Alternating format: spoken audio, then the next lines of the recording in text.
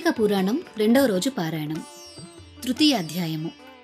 బ్రహ్మర్షి అయిన శ్రీ వశిష్ఠ మహర్షి రాజర్షి అయిన జనకునికి ఇంకా ఇలా చెప్పసాగాడు. రాజా, స్నాన దాన జపతపాలలో దేనిని గాని ఈ కార్తీక మాసంలో ఏ కొద్దిపాటిగా ఆచరించినప్పటికీ కూడా అది అక్షయమైన ఫలితాన్ని ఇస్తుంది. ఎవరైతే సుఖలాలసులై శరీర కష్టానికి జడిసి కార్తీక వ్రతాన్ని ఆచరించరో అటువంటి వాళ్ళు 100 జన్మలు కుక్కలుగా పుడతారు. కార్తీక పౌర్ణమి నాడు స్నాన దాన జప ఉపవాసాలలో ఏ ఒక్కటి కూడా ఆచరించని వాళ్ళు 1,000,000 పర్యాయాలు చండాలపు యోనులలో జన్మించి తుదకు బ్రహ్మరాక్షసులుగా పరిణమిస్తారు. ఇందుకు ఉదాహరణగా ఒక గాథను చెప్తాను విను. అతి పూర్వకాలంలో ఆంధ్రదేశంలో తత్వనిష్ఠుడు అనే బ్రాహ్మణుడు ఉండేవాడు. సకల శాస్త్ర పారంగతుడు, అసత్యములను పలుకనివాడు, అన్ని భూతముల యందు దయాళువు, తీర్థాటన ప్రియుడు అయిన ఆ విప్రుడు ఒకానొక తీర్థయాత్ర సందర్భంగా ప్రయాణిస్తూ మార్గమధ్యంలో గోదావరి తీరాన గల ఒకానొక ఎత్తైన మర్రి చెట్టు మీద కారు నలుపు రంగు కలవాళ్లు, ఎండిన డొక్కలు కలవాళ్లు, ఎర్రని నేత్రములు గడ్డములు కలవాళ్లు, గుచ్చబడిన ఇనుప తీగల వలె పైకి నిక్కి ఉన్న తల వెంట్రుకలతో వికృత వదనాలతో కత్తులు కపాలాలు ధరించి సర్వజీవ భయంకరులుగా ఉన్న 3 బ్రహ్మరాక్షసులను చూశాడు. అటువంటి భయంకర స్వరూపులైన ఆ రాక్షసులను అల్లంత దూరం నుండే చూసిన తత్వనిష్ఠుడు అదిరిపడ్డాడు. దానితో బాటే ఆ రాక్షసులు కూడా తనను చూడడంతో మరింత భయపడిన వాడై శ్రీహరిని స్మరించసాగాడు. ఓ జగదీశ్వర, నీవు తప్ప ఇంకొక దిక్కు ఎరుగని వాడను, నన్ను కాపాడు, రక్షించు అని ఎలిగెత్తి స్మరిస్తూ రాక్షస భయంతో అక్కడి నుండి పారిపోసాగాడు. అతనిని పట్టి వధించాలనే తలపుతో ఆ రాక్షసత్రయము అతని వెనుకనే పరిగెత్తసాగింది. రక్కసులు ఆ పారునికి చేరువవుతున్న కొద్దీ సాత్వికమైన విప్ర తేజస్సు కంటపడడం వలన తెరపి లేకుండా అతనిచే స్మరించబడుతున్న హరినామము చెవులబడుట వలన వెంటనే వారికి జ్ఞానోదయం అయింది. అదే తడవుగా ఆ బాపనికి ఎదురుగా చేరుకొని దండ ప్రణామాలు ఆచరించి అతనికి తమ వలన కీడు కలుగబోదు అని నమ్మబలికి, ఓ బ్రాహ్మణుడా, నీ దర్శనంతో మా పాపాలు నశించిపోయాయి అని నమస్కరించారు. వారి నమ్రతకు కుదుటపడిన హృదయంతో తత్వనిష్ఠుడు, మీరెవరు? చేయరాను పనులు వేటిని చేయడం వల్ల మీరు ఇలా అయిపోయారు? మీ మాటలు వింటుంటే బుద్ధిమంతుల్లా ఉన్నారు. మరి ఈ వికృత రూపాలేంటి? నాకు వివరంగా చెప్పండి. మీ భయాలు బాధలు తొలగే దారి చెప్తాను అన్నాడు. ఈ మాటలు విని ఆ రక్కసులలో ఒకడు తన కథను ఇలా వినిపించసాగాడు. విప్రోత్తమ, నేను ద్రావిడుడను. ద్రవిడ దేశమందలి మందరమనే గ్రామాధికారి అయిన నేను కులానికి బ్రాహ్మణుడినే అయినా గుణానికి కుటిలుడిని. నా కుటుంబ శ్రేయస్సుకై అనేక మంది విప్రుల విత్తాన్ని హరించాను. బంధువులకు కాని బ్రాహ్మణులకు కాని ఏనాడు పట్టెడన్నమైనా పెట్టి ఎరుగను. నయవంచనలతో బ్రాహ్మణ ధనాన్ని అపహరించడం చేత నా కుటుంబము నాతో సహా 7 తరాల వాళ్ళు అధోగతుల పాలయ్యారు. మరణానంతరం దుస్సహమైన నరక యాతనలు అనుభవించి చివరికి ఇలా బ్రహ్మరాక్షసుడనయ్యాను. నాకు ముక్తినిచ్చే యుక్తిని చెప్పు అని కోరాడు. 2వ రాక్షసుడు ఇలా విన్నవించుకోసాగాడు. ఓ పవిత్రుడా, నేను ఆంధ్రుడను. నిత్యము నా తల్లిదండ్రులతో కలహిస్తూ వారిని దూషిస్తూ ఉండేవాడిని. నేను నా భార్య పిల్లలతో మృష్టాన్నాన్ని తింటూ తల్లిదండ్రులకు మాత్రం చద్దికూటిని పడవేసేవాడిని. బాంధవ బ్రాహ్మణులకు ఒక పూటైనా భోజనం పెట్టక విపరీతముగా ధనార్జన చేసి ఆ కావరముతో బ్రతికేవాడిని. ఆ శరీరము కాలం చేశాక నరకాన పడి ఘోరాతి ఘోరమైన బాధలను అనుభవించి చివరకు ఇక్కడిలా పడ్డాను. ఆ ద్రావిడునికి వలనే నాకు కూడా ముక్తి కలిగే దారిని బోధించుము అని అన్నాడు. అనంతరం 3వ రాక్షసుడు ముందరకు వచ్చి ఇలా మొరపెట్టనారంభించాడు. నేను ఆంధ్రదేశపు బ్రాహ్మణుడను. విష్ణువాలయంలో పూజారిగా ఉండేవాడిని. కాముకుడను, అహంభావిని, కఠిన వచస్కుడిని అయిన నేను భక్తులు స్వామివారికి అర్పించే కైంకర్యాలన్నింటినీ నా వేశ్యలకు అందజేసి విష్ణు సేవలను సక్రమంగా చేయక గర్వముతో తిరిగేవాడిని. తుదకు గుడి దీపాలలో నూనెను కూడా హరించి వారికి ధారపోసి సంభోగ సుఖాలను అనుభవిస్తూ పాపపుణ్య విచక్షణ రహితుడనే ప్రవర్తించేవాడిని. ఆ నా దోషాలకు ప్రతిఫలంగా నరకమును చవిచూసి అనంతరం ఈ భూమిపై నానావిధ హీన యోనులలోనూ నానా నీచ జన్మలను ఎత్తి చివరికి బ్రహ్మరాక్షసునిగా పరిణమించాను. నన్ను మన్నించి మరలా జన్మించే అవసరం లేకుండా మోక్షాన్ని పొందే మార్గాన్ని తెలుపువయ్యా అని ప్రార్థించాడు. తమ పూర్వజన్మ పాపాలకు ఎంతగానో పశ్చాత్తాపపడుతున్న ఆ రక్కసులకు అభయమిచ్చి, భయపడకండి, నాతో కలిసి కార్తీక స్నానానికి రండి, మీ సమస్త దోషాలు నశించిపోతాయి అని చెప్పి వారిని తన వెంట బయలుదేరదీశాడు ఆ బ్రాహ్మణుడు. అందరూ కలిసి కావేరి నదిని చేరారు.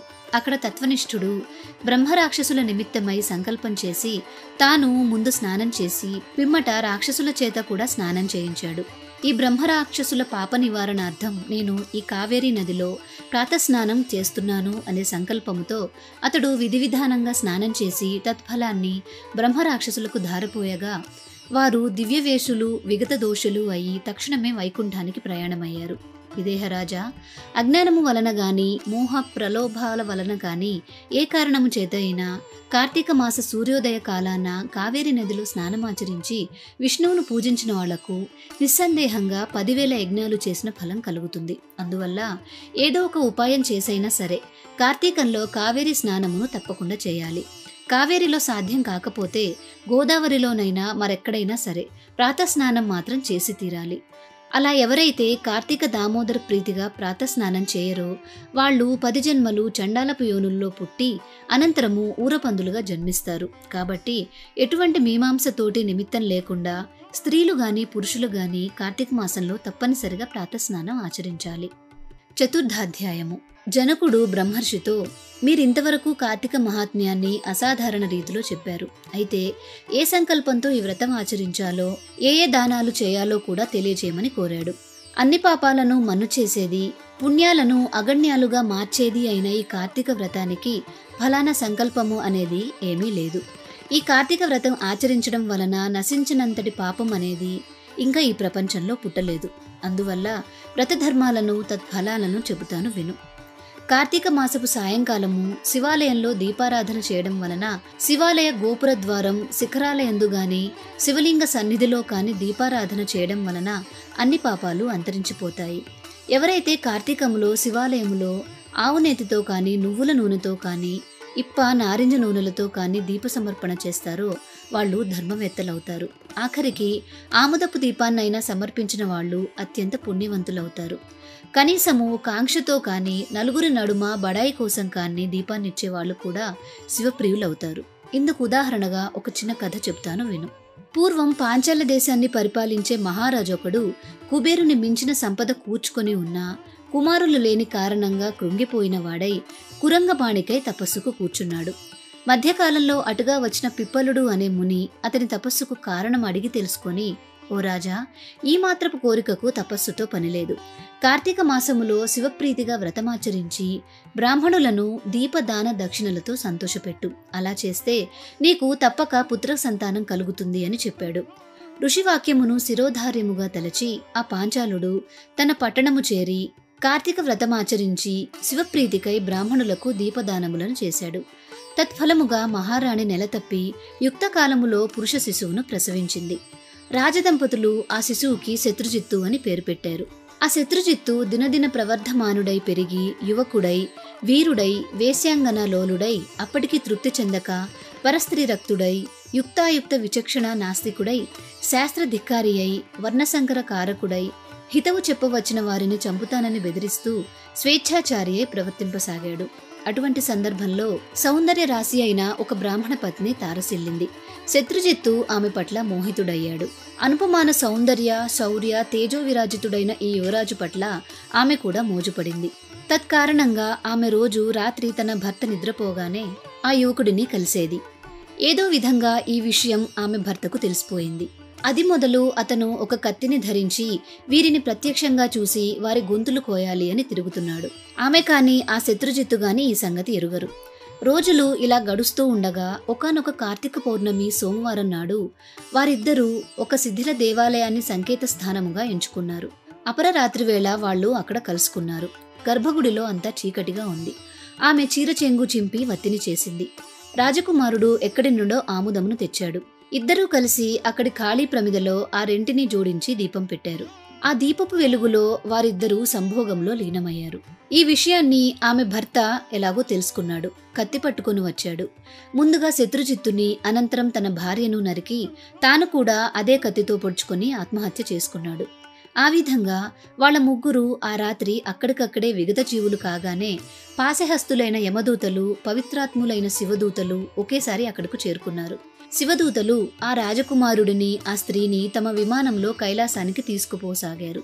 యమదూతలు అమాయకపు బ్రాహ్మణుడిని తమతో నరకం వైపు లాక్కొని పోసాగారు. అందుకు ఆశ్చర్యపోయిన పారుడు, ఓ శివదూతలారా, కాని పని చేసిన వారికి కైలాస భోగము, నా వంటి సదాచారుడికి నరకయోగమా అని ప్రశ్నించగా, అందుకు ఆ శివదూతలు, వీరెంత పాపాత్ములైనా ఈరోజు కార్తీక పౌర్ణమి సోమవారం కాబట్టి శివాలయంలో, అందులో శిథిలాలయంలో శివలింగానికి ఎదురుగా దీపారాధన చేశారు. కాబట్టి వారి పాపాలు నేరాలు నశించి పుణ్యాత్ములయ్యారు. ఏ కారణం చేతనైనా సరే కార్తీక మాసంలో, అందున పౌర్ణమి నాడు, పైగా సోమవారం నాడు దేవాలయంలో దీపారాధనం చేయడం వలన అత్యధిక పుణ్యాత్ములైన వీళ్ళని పాపకర్ములుగా భావించి చంపిన కారణంగా నువ్వు పుణ్యహీనుడివి, పాపాత్ముడివి అయ్యావు. అందుకే నీకు నరకము, వీరికి కైలాసము అని చెప్పారు. ఈ సంభాషణను విన్న శత్రుజిత్తు తాను కలుగజేసుకొని, అయ్యలారా, దోషులము మేమై ఉండగా మాకు కైవల్యం ఇచ్చి మమ్మల్ని చంపి పుణ్యాత్ములను చేసిన ఈ అమాయకుడిని నరకానికి పంపడం భావ్యం కాదు. కార్తీక మాసము, అందున పౌర్ణమి గొప్పదైతే, కార్తీక మాసము పౌర్ణమి సోమవారము అంత ఘననీయమైనదైతే, దీపారాధన మరీ పుణ్యకరమైనదైతే, మాతో పాటే కలిసి మరణించిన ఆయనకు కూడా కైలాసమియక తప్పదు అని వారించాడు. తత్ఫలముగా శత్రుజిత్తు వారిద్దరూ ఆచరించిన వత్తి తైలముల పుణ్యము తాము ఉంచుకొని ఆ దీపమును వెలిగించిన పుణ్యమును బ్రాహ్మణునకు ధారపోయగా, శివదూతలు ఆ విప్రుని కూడా యమదూతల నుండి విడిపించి తమతో కైలాసానికి తీసుకుని వెళ్లారు. కాబట్టి ఓ మిథిలా నగరాధీశ్వర, కార్తీక మాసములో తప్పనిసరిగా శివాలయంలో కానీ విష్ణువాలయంలో కానీ దీపారాధన చేసి తీరాలి. నెల పొడుగునా చేసిన వాళ్ళు జ్ఞానులై తద్వారా మోక్షాన్ని పొందగలుగుతారు. అందున శివాలయంలో చేసిన దీపారాధన నిరంతర మోక్షప్రదాయనిగా గుర్తించు. నా మాట విని కార్తీక మాసము నెల పొడవునా నువ్వు శివాలయంలో దీపారాధన చెయ్యి అని చెప్పాడు. 2వ రోజు పారాయణం సమాప్తం. ఈ కార్తీక పురాణంలోని మిగిలిన అధ్యాయాలను కూడా చూడాలి అనుకుంటే ఐకాన్ని యాక్టివేట్ చేసుకోండి. ఈ వీడియో మీకు నచ్చినట్లయితే లైక్ చేసి మీ ఫ్రెండ్స్ అండ్ రిలేటివ్స్కి షేర్ చేయండి. తిరిగి రేపటి రోజు పారాయణంలో మళ్ళీ కలుసుకుందాం. నమస్కారం.